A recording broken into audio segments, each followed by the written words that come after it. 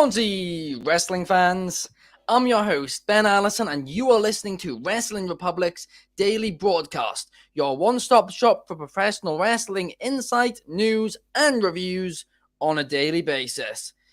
Today, we are going to be talking last night's episode of Monday Night Raw, the good, the bad, the positives, the negatives, and whether or not we thought last night's episode of Raw was actually the best Raw since WrestleMania. Joining me as co-host of the podcast today, we have Mr. Clark Taylor. How are you, Clark? I'm doing well, my friend. After my day off yesterday as just an absolute melting into the couch piece of butter, I'm feeling as good as you can possibly feel on a Tuesday. It's April 18th.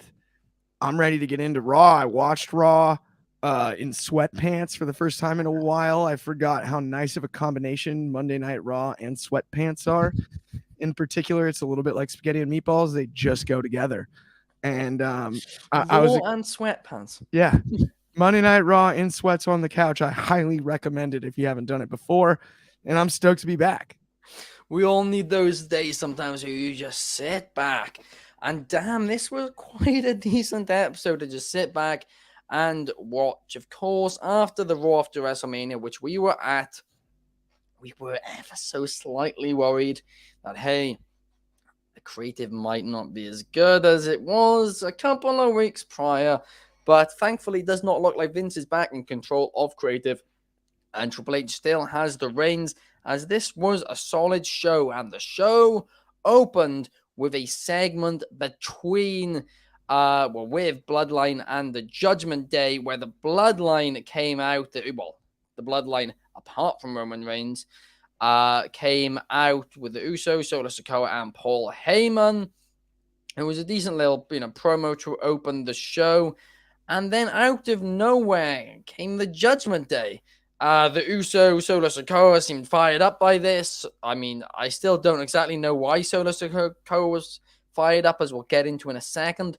But yeah, once they entered the ring, Heyman got in between everyone and said, hey, Roman Reigns has paid the Judgment Day to take care of... Sorry, that's wrong. He did not pay them. He got a deal with them for them to take out Riddle, Sami Zayn, and Kevin Owens tonight. And all the Bloodline had to do in return was take out their little Rey Mysterio problem. So Paul Heyman revealed this deal live on television. The Usos had no clue. They were not informed, but Solo Sikoa apparently was informed, which makes it a slight bit more concerning why he was so fired up when they came out. But hey, I guess Solo Sikoa's a loose cannon or whatever. This segment, both the Judgment Day and the Bloodline, even after Heyman said this, seemed to have some issues with each other. It seemed like Damian Priest and Heyman were the only two who were, happy with the deal. It appeared that Rhea, Finn Balor, understandably so, because of course the Bloodline screwed him just over a year ago, which is one detail which I loved that they kept in it, that Finn did still have a problem with the Bloodline. And if Dominic Mysterio seemed okay with it too. But yeah, Rhea Ripley looked really fired up. So did Balor. And Rhea and Solo Sikoa had a stare off. And now I really want to see that. We're never going to see it, but I really want to. But yeah, that was certainly an interesting way to open the show. And it kind of led to the question about really, why were the Usos not informed, but why was Solo Sikoa informed? Now, I guess the one argument is that Solo Sikoa was the one who had to take care of Rey Mysterio, had to face Rey Mysterio, and he did face Rey Mysterio, and he beat Rey Mysterio. And what was quite a fun opening to the show. But yeah, Clark, do you really think that this might be the end of the Usos in the Bloodline? Sorry, just to clarify. So I found it fascinating. The last 2 weeks, they've done the same thing with Jimmy and Jay wearing different colored T-shirts, right? And they obviously sold the 2 different colored shirts in the shop at WrestleMania when we were there. Yeah. So it does make sense that they're both technically current shirts. It's a little bit different on the shirt nuance than the Sami Zayn one was. Yeah. Right. Sami was always actually wearing the shirts that were no longer being sold at merch. Yeah. Right. He was one generation behind. This is different. It's almost like you have Jay, and it's interesting too. You see it with Mattel in the action figure line. Oh. The Jay The most recent Jay Elite figure is in white gear. The most recent Jimmy figure is in black gear. And so I don't even know if it's both of the Usos leaving the bloodline or if it's as much as the Usos being split. Yeah. Well, I mean, Being Soul teased. said it. Soul said it on the episode yesterday. He said he thinks they're being split up in the draft. I think that's possible. And then you also look at the way that Heyman delivered the line, not last night, but on Friday night, Yeah. when he looked at the Usos and said, the tribal chief is getting fed up with you. You too. Two. That's what he did. He did the two Right. point and then he turned, and the Usos Yep. never clocked it. It was brilliant. I It was loved it. brilliant. And then last night was more brilliant. It had Paul Heyman's fingerprints all over it. I actually loved the Solo and Ripley stare down bit Yeah. because of the intensity. There's nothing that's going to come of that. That's just pure entertainment. Obviously. But they might have the two best pure stare downs going right now on the roster. And so just to have that image and with the slide over and the comedic aspect added to it, I thoroughly enjoyed that part of the segment as well. At the end of the day, I'm really glad that the bloodline story isn't over after Mania somehow. That there is time to tell it all, because you wouldn't think that it could all implode at once. I think it's going to be bit by bit, a little bit along the way, and that's kind of what we continue to get. I wonder what role Paul Heyman plays in the Usos and Reigns' dynamic in the coming weeks. Yeah. Given that segment, because we did see a tease, about the you never know who's watching thing when Jay and Sammy a few weeks back. Could we see that phrase come back around in the next few shows and bite Paul in the ass per se? I think it also depends on how often we see Roman. Yeah. Because at the end of the day, as great as this story is, they do have to book around his limited schedule to an extent. Yeah. And you can only tell so much of a story with the main character off screen. I mean, Heyman's kind of almost having to play Roman's role for him, having Roman on the phone constantly. And Heyman's doing a fantastic job, but it's difficult to pull off. It's funny because we talk about how great this story is, and I think if this were the movies and not wrestling, it's weird. It's like there's 5 different candidates for best supporting actor from the same movie. Yeah. Right? Like the supporting actors have been, not that's not a knock on Roman. Roman has been the centerpiece and done an amazing job as that. But without the supporting cast around him on this, that's who's carried this story week to week all the way through and continues to do so. And they did it again last night. Oh, absolutely. We'll get on to a bit later on in the show. We'll get on to what actually happened in the main event and the outcome, especially. But yeah, I mean, honestly, I'm beginning to think more and more that as a punishment, once they lose to Owens and Dane in a couple of weeks' time, the Roman Reigns will, we already know that Heyman has, some power in the draft because we know it from the last draft when he said that, which was almost 2 years ago now, which is crazy. But so we could see that again. We could see him getting, I think Roman very easily could send Jay to Raw while everyone else stays on SmackDown or something like that as a punishment. I mean, well, you're still part of the bloodline, but you've got to do your duties over there. And then Jimmy can, start to get fed up over time as well. And I mean, Roman is the main champion. I mean, perhaps if they're not introducing a new secondary, or not secondary, but another championship belt, one for each brand, I mean, Roman will technically be on both shows. So it'll just be Jimmy and Solo on one show while Roman's on the other or whatever. And maybe he's mainly on SmackDown when it comes to Raw now and again. Maybe that's when we see Jay interact with Roman. But most weeks, Jay doesn't even get to interact with Roman. He's separated from Jimmy. He's got to kind of do his own thing. And that could certainly be an interesting punishment. And certainly a way in which tensions between Jay and Roman could continue. But at the same time, perhaps one of them will just either be kicked out or will turn on Roman. But I don't know if at this moment in time I can see that happening as bluntly as that, which is why I think Soul's idea about the draft perhaps could be the way they go. But moving on to the next segment, and this was intense as well. We had Cody Rhodes come out and cut a promo on Brock Lesnar after Brock Lesnar's brutal attack on him 2 weeks ago. The real highlight from the Raw after Mania show. Cody Rhodes basically, he came out in his ring gear. He wanted a fight.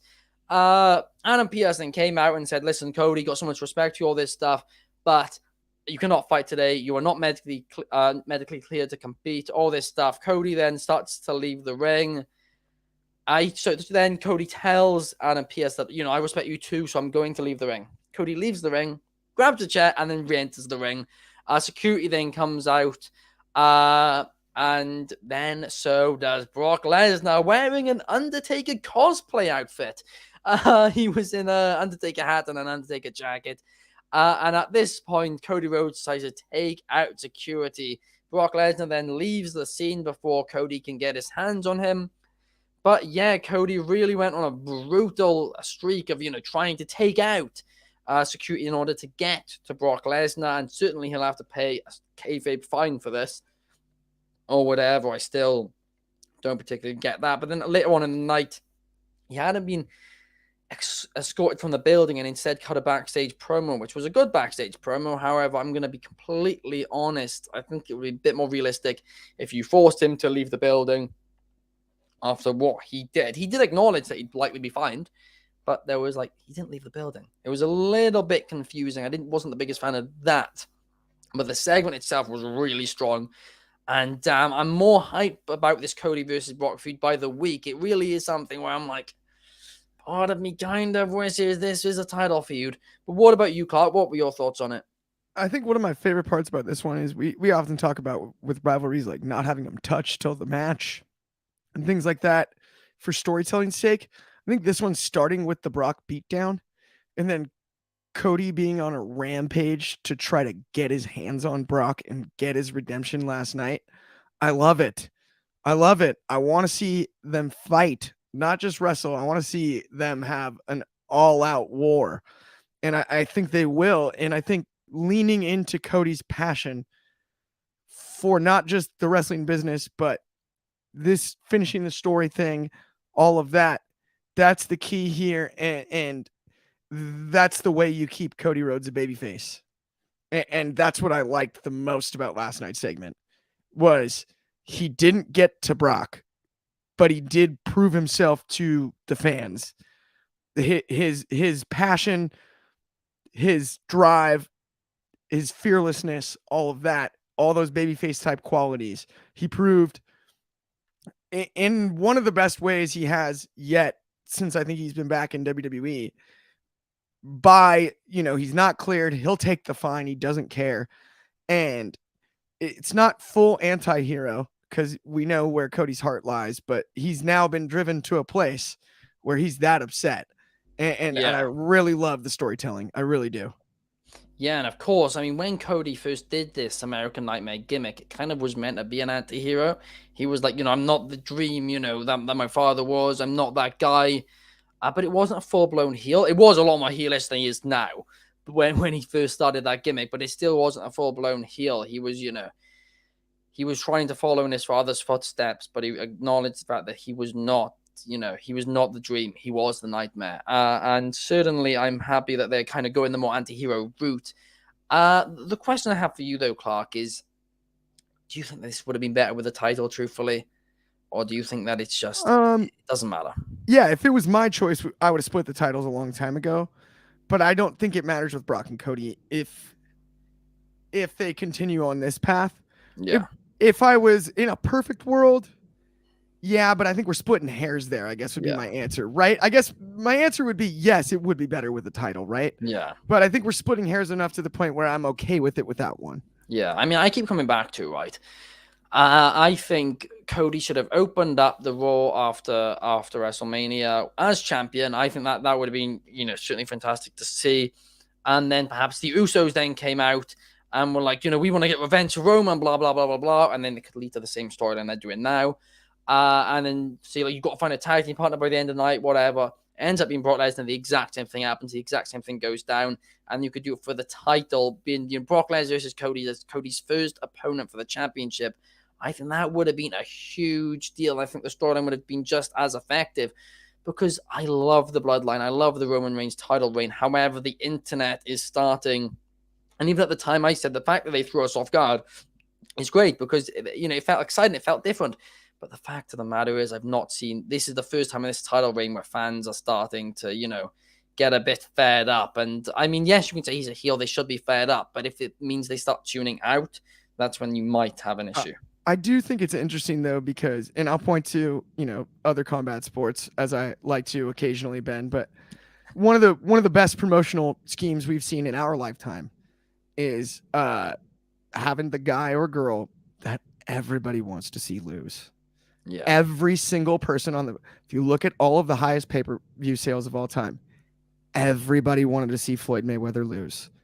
Everybody wanted to see Conor McGregor lose. Everybody wanted to see Ronda Rousey lose. Yeah. And I think I understand the internet's amok, and that might be intentional this time. Yeah. Because we're going to get to the point, and it wasn't the case. We saw it. Chaos, our own buddy. There were Chaos has turned against it now. He said that he's no longer happy. He regrets it. And that's my point.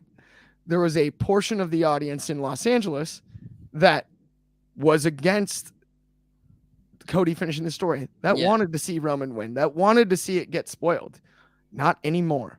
And when everybody wants to see the big one lose, that's how you fill an arena. When everybody wants to see that bad guy get it. Jake Paul's built a career on it in freak show boxing, right? Yeah. He's built a career on it. Everybody wants to see Jake get his ass kicked. Yeah, that's true. Better turn, right? It is absolutely true. I think it might be. It's just the fact that they basically currently got nobody. I mean, we've really spoken about this. Both me and you kind of do think that it's going to be Cody, and we spoke about it on Mailbag Monday. 3 people we each yesterday, me, Chaos, and Soul gave 3 names we thought could take the title off Roman. However, apart from Cody, none of them would be anytime soon. So I mean, perhaps they could do Cody at SummerSlam, and maybe that wouldn't drag it out too much. And maybe that is going to be the move. But then I have a feeling at SummerSlam, when we get to SummerSlam, they're going to be like, well, if we wait literally 2 weeks, he'll be the champion for 3 years. Just like the fact that they wait at Mania, everyone was like, well, if we wait 4 weeks, he'll be the champion for 1,000 days.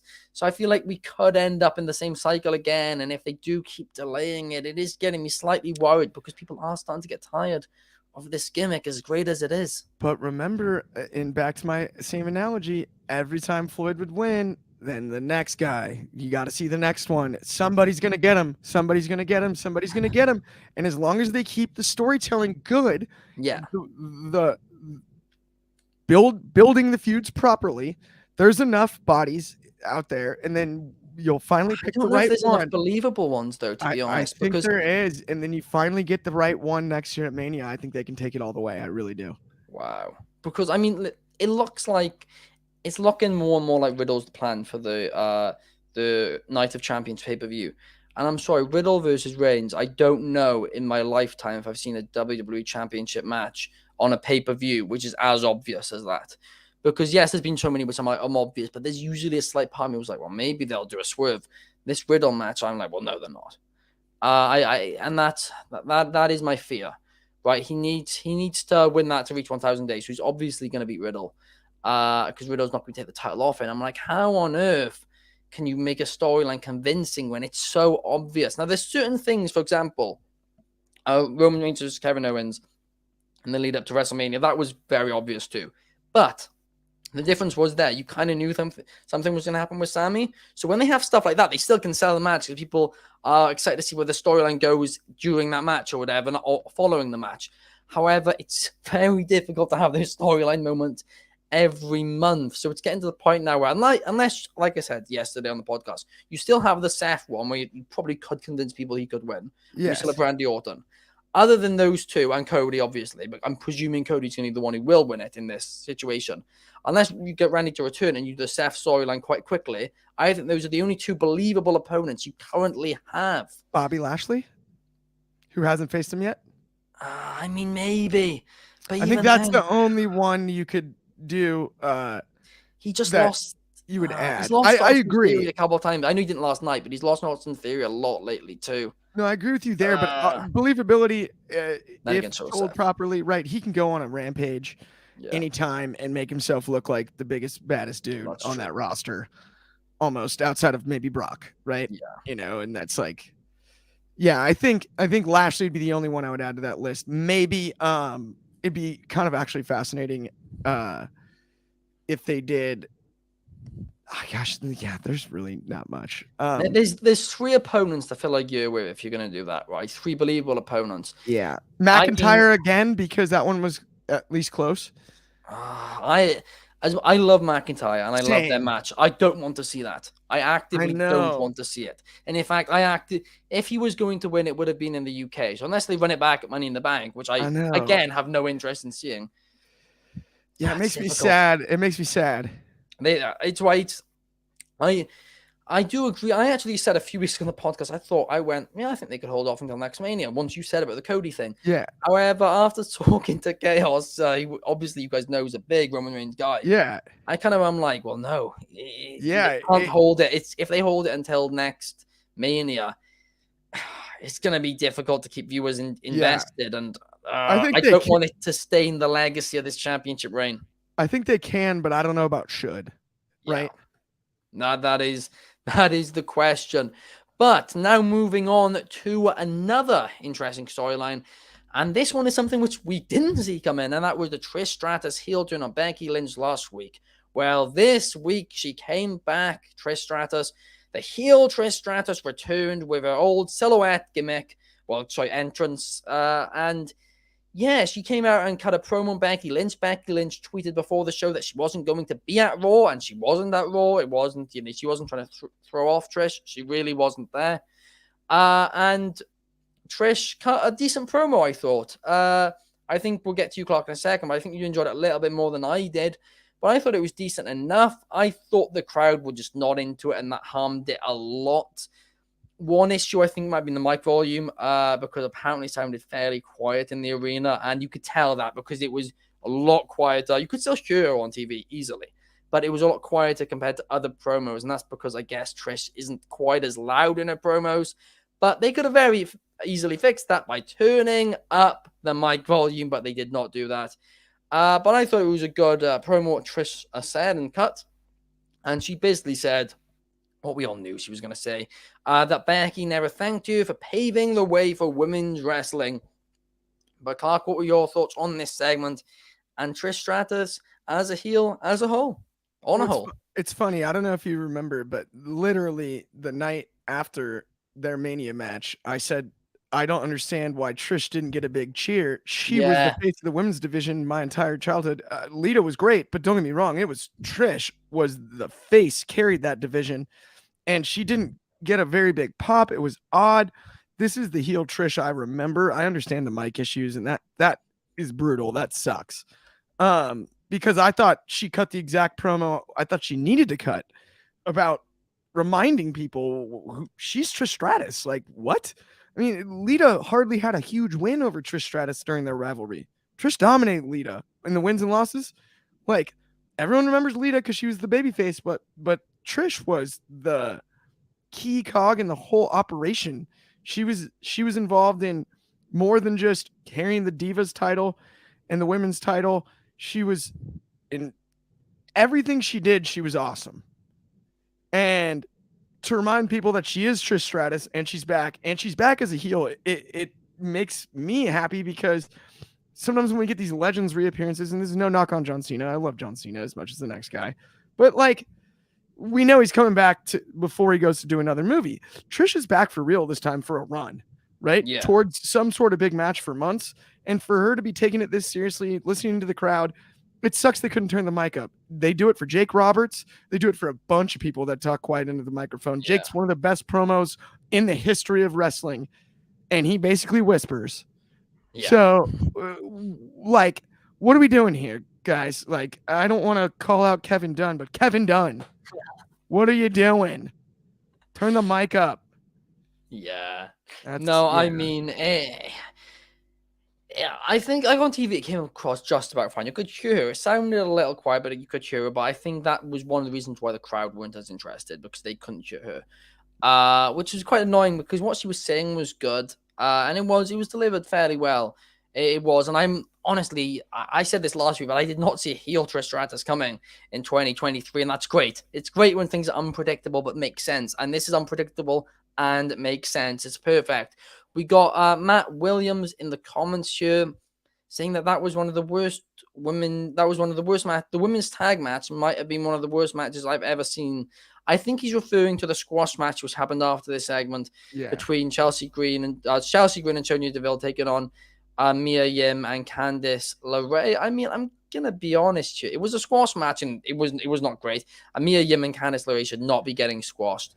Mm, But I'm gonna be honest. There's been worse matches on Raw. They Yeah, there's definitely. I mean, never mind a lot of independent shows I've seen in the past. I mean, honestly, go back 10 years and just look at some of the Divas matches. Well, more than 10 years now, I might probably about say 15, poorly 20. booked just because of Mia and Candice getting squashed, but I wouldn't Yeah. say worst. Like nobody botched Even anything. then, there's been worse, to be honest. Yeah. But yeah, it's not great. Meech and Mia Yim and Candice should not be getting squashed at all.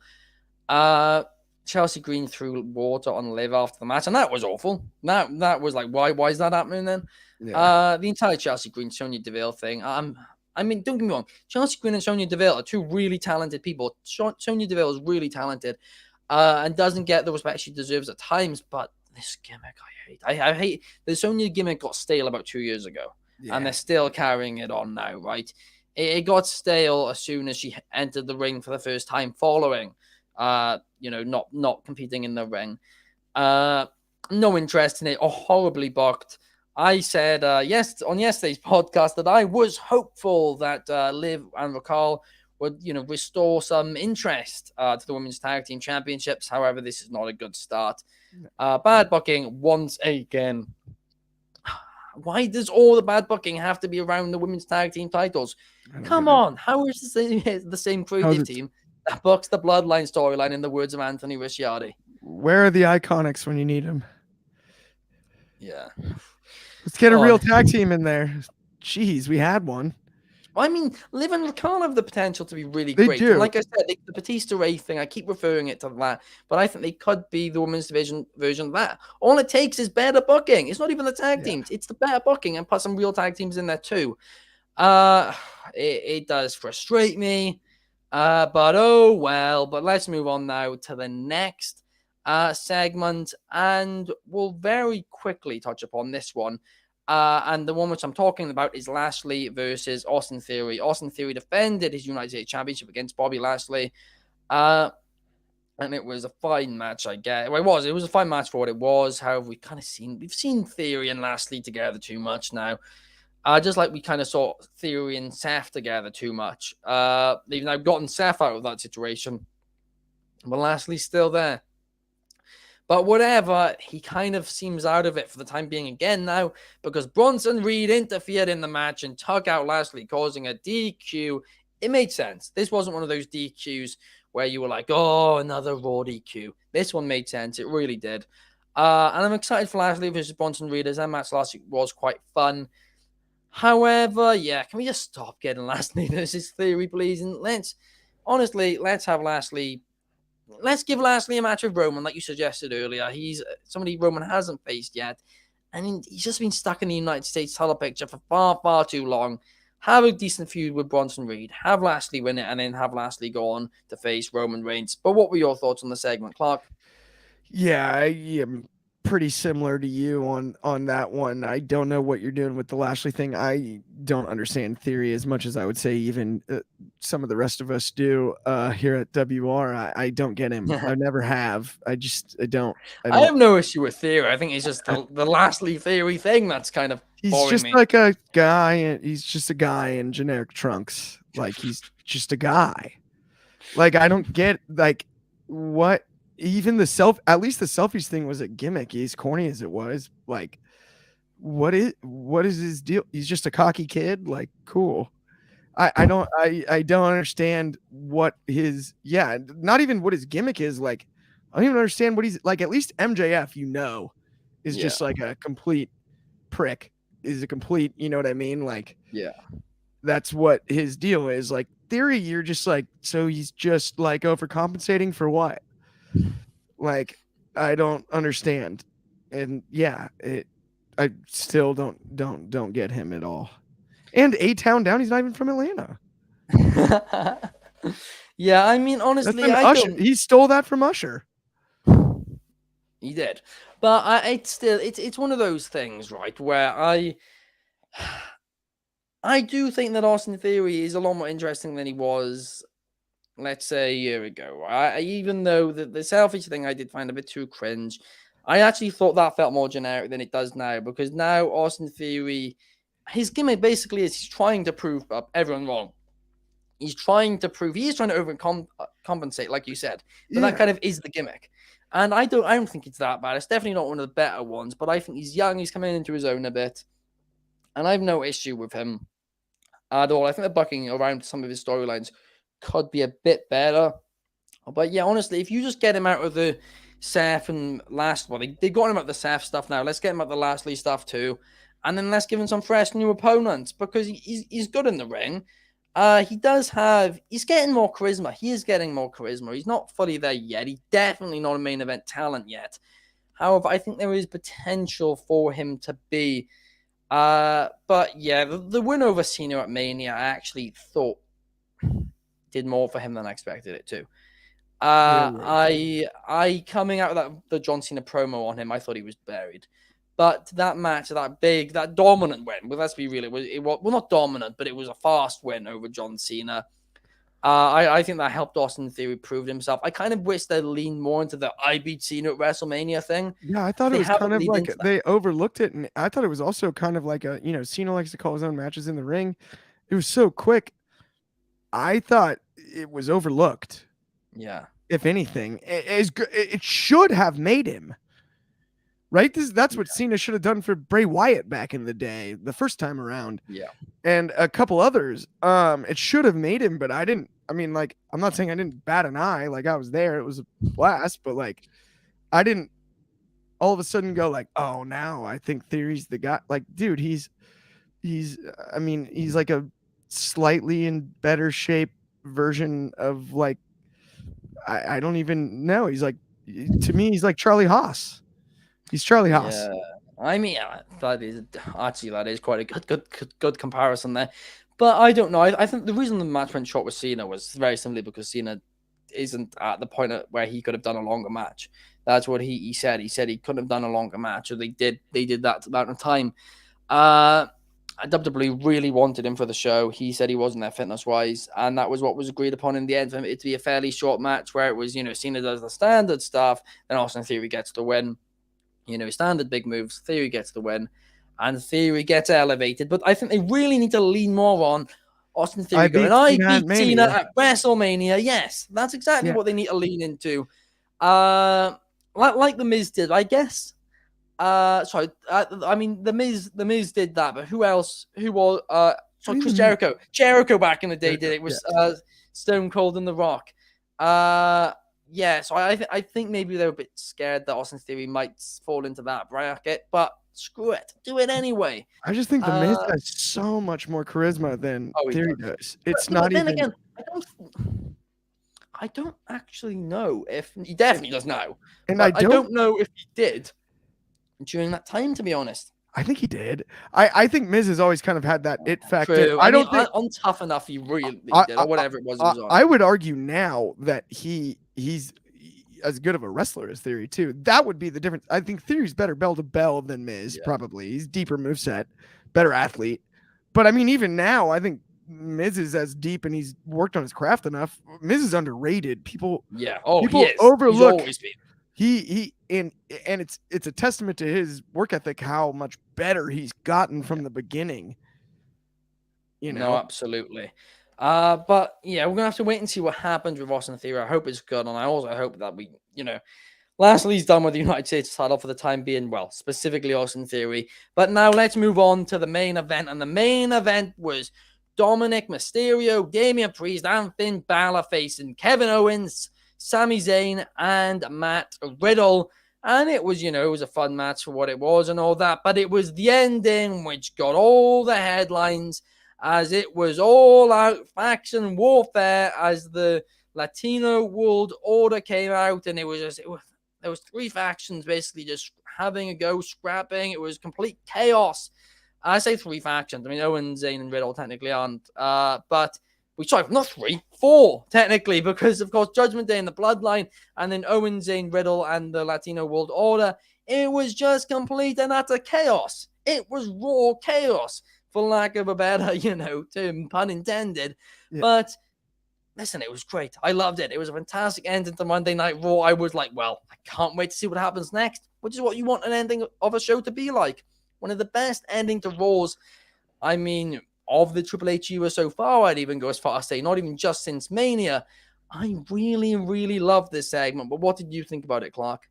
It cracked me up. I was watching with Anthony, and I was joking about, like, it reminded me of, what was it? The Nation of Domination, Los Brujas, and DOA in the 90s, doing the gang warfare gimmick, but actually better executed. Except for the motorcycles from the DOA were cooler. The motorcycles from the DOA were sweet. That was like Crush and 8 Ball and Chains. It was a fun group. You probably missed that. That was like 96, Ben. Yeah, that was a bit before my time. Well before your time. Savio Vega led the Los Brujas group. They were basically the Latino world order in this instance. And then the Nation of Domination, and then DX would have been the fourth. Yeah. But either way, I loved it. I love the ending. I love the idea of the gang warfare. I don't know what it leads to, like war games, you would hope, but with that many people, I don't know if that's possible. No. Something interesting I thought of would be maybe kind of like as like a little bit of like a what's up to AEW, do like a 10-man match at some point. Yeah. Because AEW did so many, it'd be kind of funny. Like tongue-in-cheek almost. That just crossed my mind. But I loved the finish to the show. I and the gang warfare idea. I just don't know exactly what it leads to as far as all the rivalries are concerned. If there was a scenario where somehow it could be settled in like an elimination style crazy thing, that'd be really cool. But that's just a lot of logistics. Yeah, no, it certainly is. And Triple H has, in terms of War Games, Triple H has confirmed that is now going to be a Survivor Series every year. So that's unfortunately not going to be the case, even though it would make sense. In fact, it would make a lot of sense. I'd love to see it, but that's not happening. I mean, we know Owen, Zayn, and Riddle will be facing Solo Sikoa and the Usos at Backlash. That is now being confirmed, which is the one thing which kind of makes me think perhaps they're not doing... they're not going to be splitting up the Usos in the draft, as I believe, I'm pretty sure the draft is, I actually need to double check this right now live on air. But I'm pretty sure the draft actually takes, it does. The Backlash takes place the day after the first night of the draft. So because of that, it's going to be quite difficult to split them up unless they do like, this is the final time they'll be together. And they still lose or something like that. I don't know. It'll be a little bit more difficult now, I guess. So perhaps that kind of does rule out the Usos splitting up. Or maybe it's the last hurrah. Who knows? Although I would have preferred that to be the tag match with Owens and Zayn they're having on the Friday before as well, I think. Damn, they're really they're really snacking everything else but building Backlash for the night before Backlash. But well. Backlash I'm really concerned about a little bit. Yeah, it's me too. I mean, honestly, Lesnar, Cody, and Bad Bunny will probably sell the show alone, to be honest. Well, and the crowd in Puerto Rico will be electric. Puerto Rico and wrestling are just those are two peas in a pod. No, it's gonna be a good show. But the night before, really, I'm almost thinking, is my math wrong here? No, I don't think it is. 2 weeks. Let me quickly open up my calendar app. But Backlash takes place on the 6th of May, and it is currently the 18th. Ben, maybe you don't split the Usos till Monday. Yeah, so maybe they don't get drafted night one, and then they get split night. Sorry, I'm wrong. I am absolutely wrong. The draft takes place the week before the day before, so it takes place 8 days before, which makes the Usos being split actually even less sense. And also it's on the 24th as well, which is the week. So not 24th, on the 1st, which is Yeah. a few days before it, but still, again, same issue.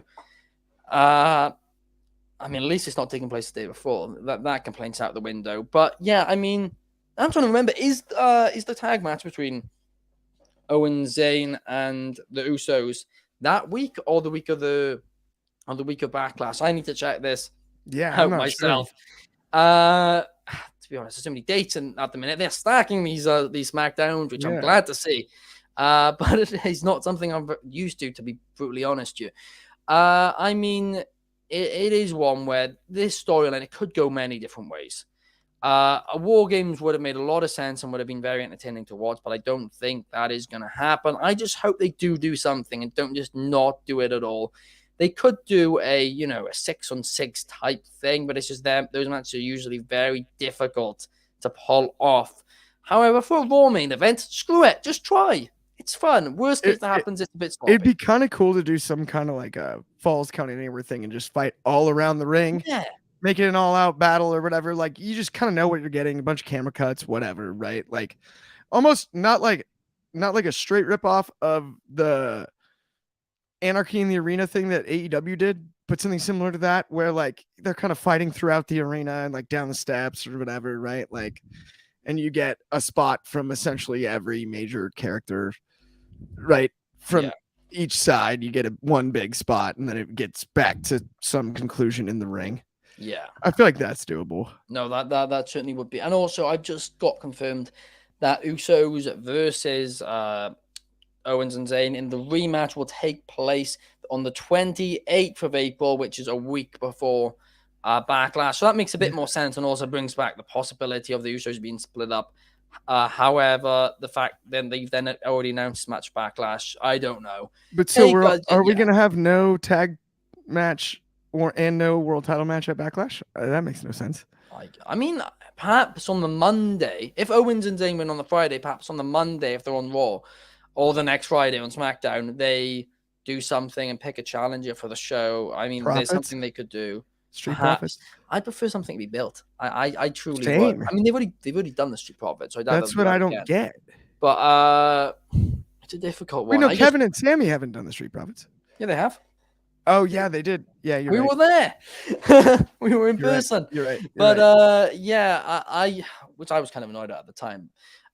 Which made me think that perhaps they're going to split up the Street Profits in the draft. But now we're getting into hypothetical after hypothetical, speculation upon more speculation. And that's kind of what happens as the WWE draft comes up. And at the end of the day, it means that we are excited for it. And that is a good thing. Draft starts next Friday. We're going to be talking about it a lot more. You know it. But overall, Clark, what do you think about this episode of SmackDown? Do you think it was the best episode since Mania? Sorry, not SmackDown. This episode of Raw so far, do you think it was the best Raw since WrestleMania?